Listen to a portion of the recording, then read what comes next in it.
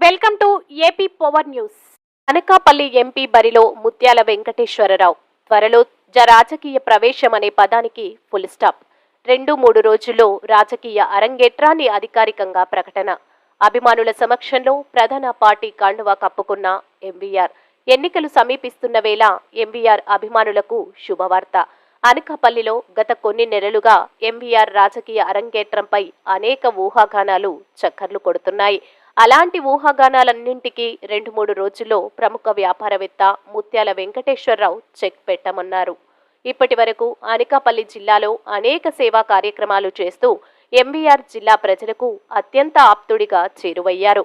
ఎటువంటి రాజకీయ అండదండలు లేకుండా జిల్లాలోని ప్రతి మండలం, ప్రతి గ్రామంలో తన సేవలను అందిస్తూ పేద ప్రజలకు ఆరాధ్య దైవంగా మారారు.